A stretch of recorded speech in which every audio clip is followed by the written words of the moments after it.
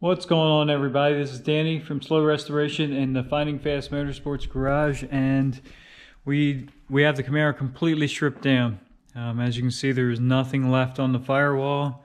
We'll do a quick walk around here. Doors are still on it and trunk lid's still on it, obviously, but you look inside, everything's just gone. Dash is out, steering column's out, complete interior, headliner. We actually took the back bumper off too. We'll have to come through with the trunk pan and stuff like that. So all that needs to leave. So with that being said, we're actually waiting for sheet metal at this point on this car. So until then, the dolly is working amazing. You can move this car around anywhere in the shop it needs to be. You can sit it right there and spin it 360 degrees around. So it's definitely was worth the time building and setting up.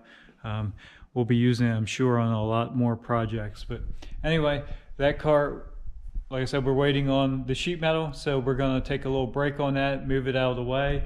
So with that being said, we're waiting on that. The shop truck project here, the S10s, the Extreme Swap Over project and an LS Swap officially begins right now. And the very first matter of business is get all the stuff that's accumulated on these trucks from sitting here. Just kind of happens in the shop. We'll get all this stuff removed. This truck will probably just push right out for now, get it out of the way. This truck needs to go over on the lift and start being disassembled. Motor and trans needs to come out, and all the Extreme related components, front suspension, rear suspension. This actually has the 8.5-inch 10 bolt, so all that's coming out. There's a bed stiffener. We're going to use the bed, all the ground effects. A lot of parts are coming off this truck, so let's get everything moved around and get it over on the lift. All right, there we have it. These dollies definitely make this work by yourself extremely easier. Much easier than jacking them up and moving them. I just throw these dollies under, and the hardest part about these cheaper dollies is changing the direction of the wheels. Once you're moving a direction, it's easy to keep it moving. It's just changing the direction. Every once in a while, if you squirt the casters down with a little WD-40, it definitely makes it easier. But we got it on position, we got it on the lift.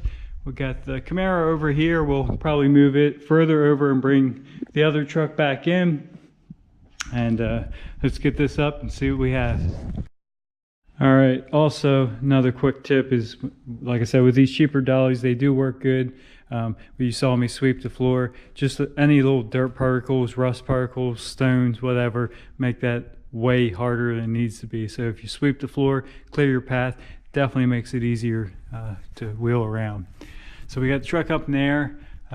It does have a aftermarket custom exhaust system on. I doubt we're going to use that, but I don't know. It's not terrible.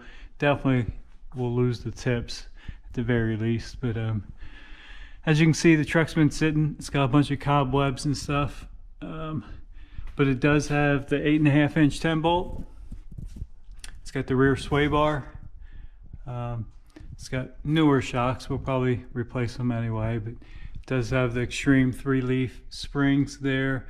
They have blocks. They look to be probably 3-inch blocks. That's probably a little bit too low for us. We'll probably drop that down, well, raise it back up a little bit so it's not sitting as low. This is a stick shift truck, so it does have the kicker shock. It looks like it's leaking, so not sure if we'll even use that or not, but other than that, it's all here.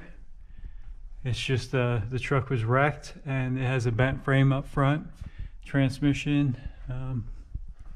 All that seemed to be good. I drove this truck around a little bit before we parked it.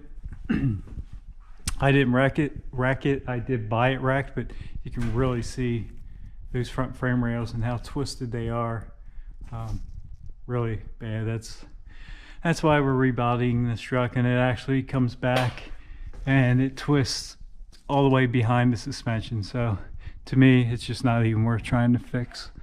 It does have drop spindles. I'm assuming they're 2.5 inch. It looks like it's still got the stock shocks up front, so definitely have to replace those. The 4.3 actually ran good, but we're not using that, of course. So let's start tearing this thing down. Making a little progress on here. As you can see, we got the radiator out, radiator support, both inner fenders, and actually, if we run over here real quick, this will give you some indication of how hard this thing was hit. You can see that right front inner fender is just totally collapsed up, kinked up, pushed back. So this truck was in a pretty hard accident. All right, as you can see, we got the bed off, removed off the truck. Working on the rear suspension now. Here you can see the frame stiffener that the Extreme trucks have. So we'll definitely swap that over. You can get a better look at that kicker shock. I think it's supposed to control wheel hop on the stick shift trucks. The bed's over here. The bed's actually in really decent shape. Just have to prep it, smooth it out a little bit, and get it painted. But I think that's going to do it for today. This build is just getting started, but please subscribe. Thanks for tuning in, and have a nice day. Oh yeah, and by the way, the mustache is here and it's starting to grow in, so let's see how long this will last.